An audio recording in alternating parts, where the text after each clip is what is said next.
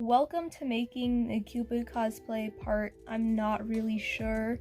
Again, I have to film this intro video many months after the fact of making the cosplay because I thought it would be one video.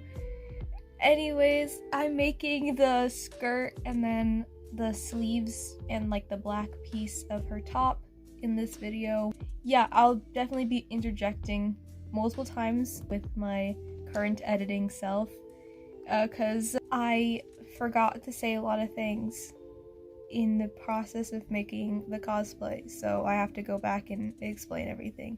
Yep, okay, that's it. So I have calculated and made the pattern for my Cupid skirt. To calculate, what I did was here, this is my pleat width and the number of pleats I want. So what I did to get this pleat width here is I measured my waist circumference and then I divided it by the number of pleats, or not really my waist, but wherever I want the skirt to hang, and mine is going to be around the hip. So hip measurement divided by the number of pleats, and that's going to be your pleat width. But then you also have to account for the spaces. Here's the pattern. I decided to do a box pleat circle skirt. I don't think I explained that before, but that's what it is. So this is the pattern. It looks like a normal circle skirt, but just really big. And what I mean by the spaces is right here where you would, or let's find another one right here, where you would fold over the fabric like that, so you get the pleats, and then you have that empty space where you fold things over. So that's what the second half of the equation is right here. So this is how big I want that space to be. So when it's extended flat, not when it's folded over.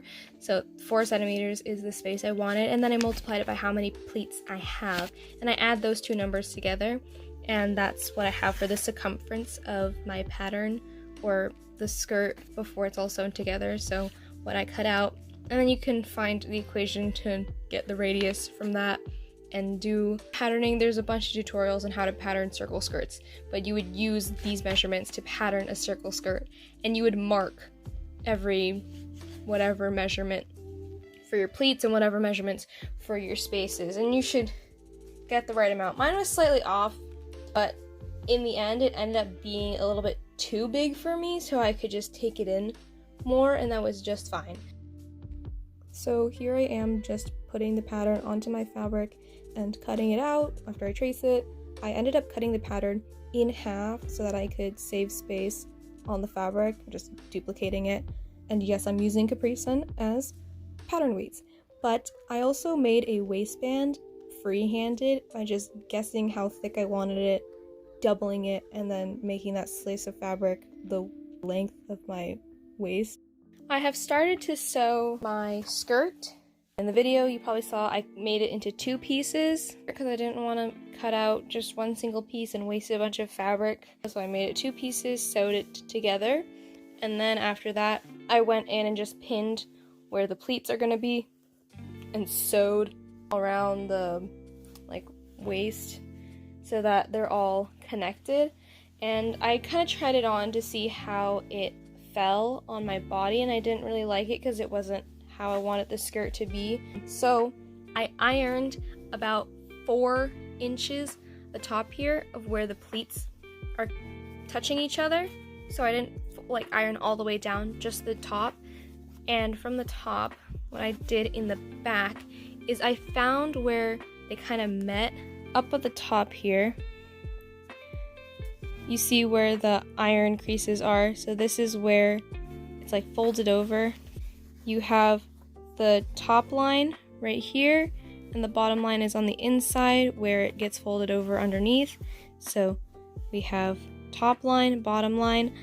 I lined up the top lines together, and then I would pin right above the bottom line, and then I also folded the whole skirt over so that it was a straight fold across, and then I pinned about the height of this initial pin up at the iron creases, but going down the skirt. So I have one in the middle, one at the end. So hopefully when I sew this, it's gonna be cinched, and it'll have more of a curve rather than a box angled pleat. Going to try sewing a straight line down the middle of this pleat. And when I'm sewing it down, how do I explain this?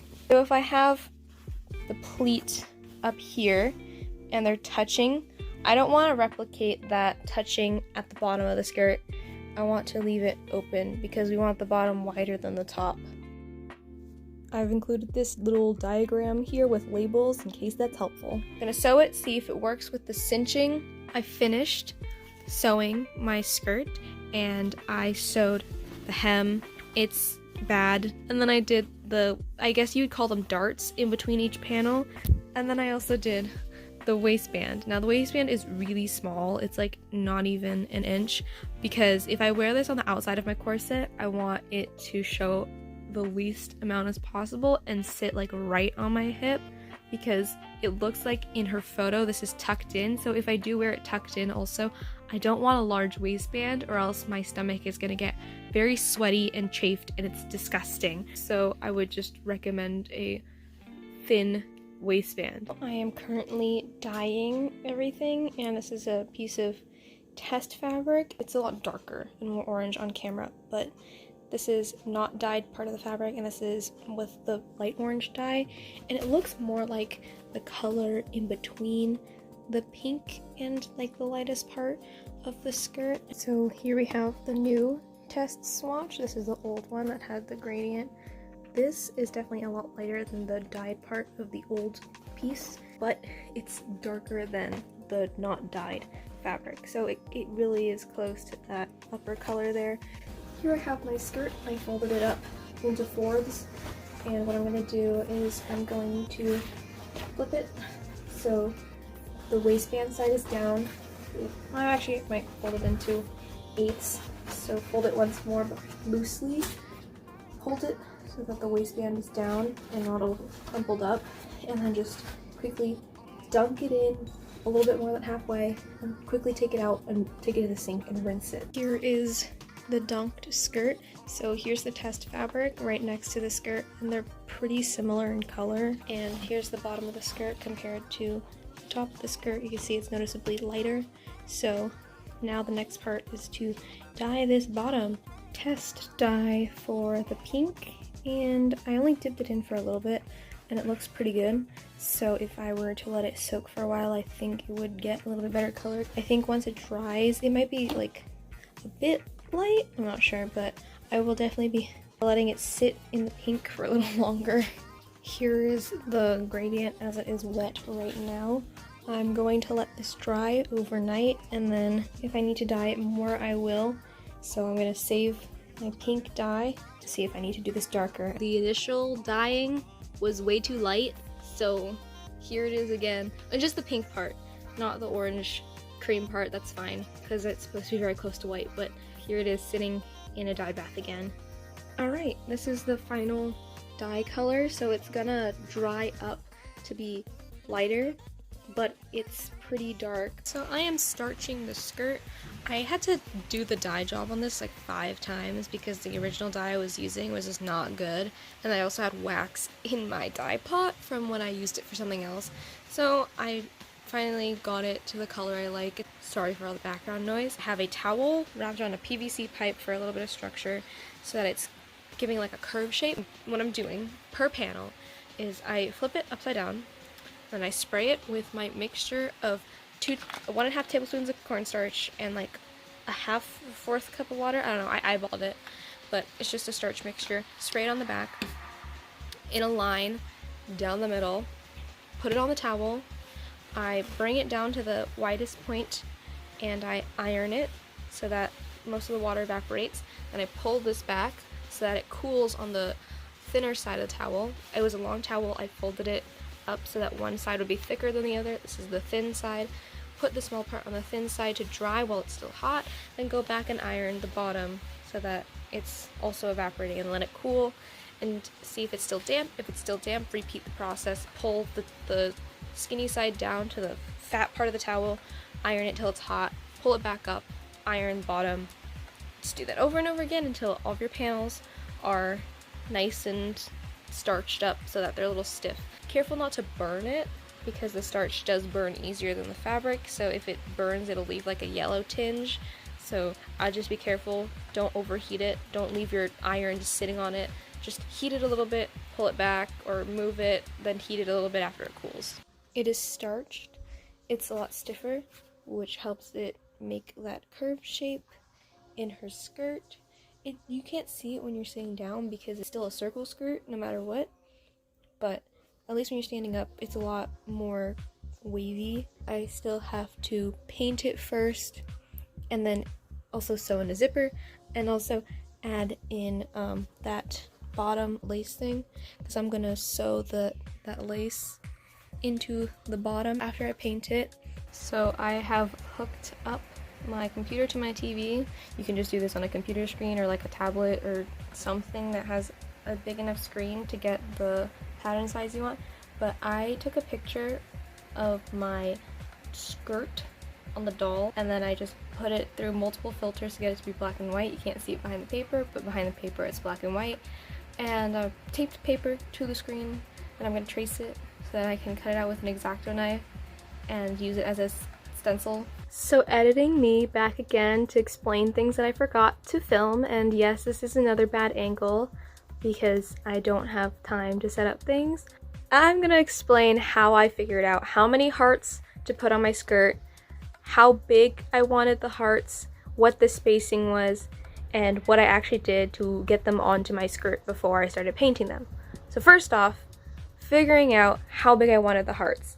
What I did was on my screen, I had my skirt and I basically readjusted the picture of the actual photo of the heart pattern on my computer screen, or like in this case my TV screen, and then held my skirt up to the screen and put it where I thought it would look nice on the skirt and figured out, is this too big or is this too small? And I did that over and over again, readjusting the size every time and holding my skirt up to the screen so that I could see the light of the photo through the skirt to guesstimate how big I wanted the stencil. And then once I liked the size, I kept that photo size on the screen. So it'd be a 1-to-1 ratio in size of the screen photo to what it would actually be transcribed to as a stencil. After that, I made my stencil, right? I did the tracing on the paper with the screen. So after I finished tracing the stencil, I actually made it into 3 different stencils because it was just too difficult to have the entire pattern as one stencil on one piece of paper. And here's a brief picture of it, but I will have it available as a printable PDF on a sheet of paper to have it the same size that I made it, but you can readjust it if your skirt is smaller or bigger or whatever, but I made it to my measurements and how I made the stencil. It'll be available for free and the link will be in the description. So I have those 3 different stencils, not three different stencils, and to figure out how many hearts I wanted on the skirt, I looked at the official art of Cupid, the one where she's sitting and she has like the radio set up and her headphones on, and counted how many hearts were on that skirt. I estimated that was probably half of her skirt being shown in the picture, so I just multiplied that number by 2, and I think it got anywhere between 12 to 14. That statement is false. It was actually like 24 to 28. You can do the math yourself, or you can figure out how many hearts you would like on your own skirt. So after I had that number, we'll go with 14. I had 14 hearts I wanted to put on my skirt. I took the circumference of my skirt, so that's the outer edge measurement of the very outside of the skirt, so the hem where it like sits above your knee or wherever, that length around the skirt, took that measurement, kept it aside, and then I took the measurement of how big the heart is widthwise along its widest point off of my stencil, took that measurement and multiplied it by how many hearts I wanted. So if my example is, say, like the hearts were 4 inches each and I had 14 hearts, multiplied 14 by 4, then I have that number. I take that number and I subtract it from my circumference, right? So say my circumference is 72 inches, and then I take 72 inches and subtract 14 times 4 inches from it. you get a remaining number from that measurement, and you take that and then you also again divide it by 14 to account for the spaces in between each heart. That is the spacing that I used for each heart. Or you could go the chaotic route and just guess, which I didn't really want to do because I knew this would take a long time, so I did the math instead, which honestly was kind of ass, but that's just how it worked. So that's how I put the hearts on the skirt and figured out the placement of them. And using a pencil, I marked each space, the distance between each heart on my skirt. After I did that, I used a pencil again and started actually putting the stencils onto the skirt. And from my picture of the 3 stencils I made, which I'll put again right here, I took the one that had the outer edge, the outline with the little like lace detailing on it, and that was my first stencil to go down. I traced that stencil, and all of the other stencils that I made were the same size as the inside heart of that lace stencil. So after I traced the stencil with the lace detailing outside onto my skirt, I took the smaller stencils and one by one traced them on top so that they lined up, and did the whole process until the entire pattern was just traced out with pencil on my actual skirt so that I could later paint it. And I did that multiple times over and over again. I might have some pictures of that process that I'll insert into the video now. I regretted my decision to use a Crayola marker for this because I can't wash it out, because if I wash it out then I wash out all the starch that I put on the skirt. So I have to go back to pencil, but the thing is, I have like 12 to 14 panels on this skirt, and I have to do a panel. Each panel have a heart, and then the seam, so I have to do like 24 of these fucking hearts, and they take so long.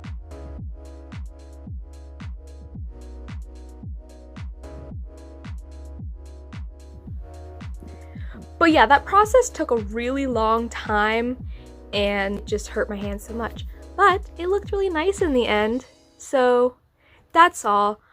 Here I am painting the skirt pattern. I used a mixture of acrylic and fabric paint so that I could cut down on the cost of using just fabric paint alone, but have some flexibility in the painted areas. And there was no specific way I really went about painting the pattern. I just kind of followed what I traced down and did most of the black first. But eventually I got kind of tired painting that first pattern because it was really difficult, so I started doing the drips, but eventually I just went back to painting the pattern. Since this was the first heart that I was painting, I decided to complete most of the pattern of that heart, so that meant painting the gray regions of that heart. But then I kind of just stopped and decided to paint all of the black drips onto the skirt first, because that was way easier than doing any of the pattern stuff. And for the black drips, I followed whatever freehand pencil marking I already put onto the skirt previously. Going back to painting the hearts, one tip I have, aside from don't crouch over the floor like a gremlin when you're doing this or else your back will hurt for days, is to put the paint on your thumbnail of your non-dominant hand so that you can control how much paint you're using with a tiny brush. And I use this technique for all detail painting, so I highly recommend.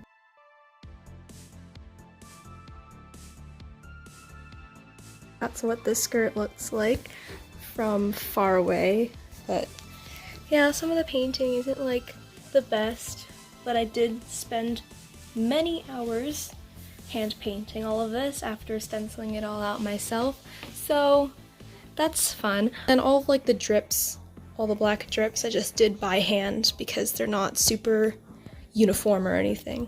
I have now finished the skirt. Well, I gotta trim these little bits on the unrolled hem here, but aside from that, it's all done. I put a button here and a zipper, so I sewed the waistband so it went out more on one side so I could put the zipper on. I probably need to steam it again so that it has that like poof, but for the inside I just sewed some lace, although the picture it's like more of a mesh or like a tulle, but I had this lace and I really liked it, so I want to put it at the bottom. and I just sewed it above all of my painting things so that it still like freely flows around rather than just putting it on like the hem since I'm not wearing a petticoat. So this will like freely kind of float around while this part is puffed, and it looks really nice. This was just some extra fabric I had that I made longer because this used to be one strip that I cut in half. For how I did the stitches, they're not great. Like, I couldn't figure out another way to have it so it didn't show a lot in the back due to the gradient. So on the front here, you can see the little tiny stitches. Then you switch to the back. I left, it's like a big space and then a tiny stitch and then a big space and a tiny stitch, and it holds well. Like, it's fine. It's not like, it doesn't easily rip out, especially because it's so far away from the edge in the majority of the places. Like this, I might be afraid of ripping out, but for now, it's fine. If I need to fix it, I'll deal with it later. But it looks good. Like, this detailing is really nice, and I don't hate it. And this looks good, and it provides a stiffness to each of these sections. I kind of have been lazy and not filming anything, but I'm currently working on the mesh part of Cupid's outfit that wraps around her shoulders and her torso, but I wanted to make it sparkly, which is why I'm adding all these like rhinestone bits onto the scarf looking mesh thing. I've done quite a bit. This is only one of the scarf pieces. I have two, and I just hemmed this by hand because it was too annoying to do on a machine. So it kind of looks crunchy, but it's gonna be like wrapped around my shoulders and stuff, so it's not that big of a deal. But rhinestones across it, even though it's not accurate, I literally don't care. A lot of this cosplay is just me adding sparkles to everything. I just used E6000 to glue the rhinestones onto my scarf thing, but please do not follow my example on the screen. Use proper protection when you're using this glue because it's actually really bad for you. It's not good for your skin if it comes in contact with it, and the fumes are really bad for you. So wear a respirator if you have one, wear gloves, and go into a well-ventilated area to use the glue. I've been editing these videos in backwards order, so this is like the third or fourth video I've edited. So at this point for me, this would be a tradition to be ending these Cupid videos way after the fact that I finished it and in a weird spot late at night. So here we are on my bathroom floor. But thank you for tuning into this video and any of the other videos if you did watch those. This one was not as long, and I'll try to make this outro brief. The PDF that I referenced for the skirt stencil will be linked in the description once again, and I will have a version that is good for Google Docs, so it'll just link you to the Google Doc that it's on, or the PDF version, and you can choose which one to use and download or print off of. For reference, the stencil is good for letter size paper if you're in the USA like I am, or it should be okay for A4 sized paper. Letter for sure. A4 is really close to letter, so it should be okay. The measurements on the paper though are in inches because I couldn't find a decent centimeter ruler that wasn't weird on the letter size paper. So I just went with inches so I could scale everything better. Hopefully you can convert all of that if necessary. Again, thank you for watching. Thank you for watching previous videos, future videos if you decide to. Really glad this Cupid video wasn't as long, but it didn't cover as much stuff as some of the other videos. I will be linking all of my social medias and all that stuff in the description. Yeah, that's all. Bye!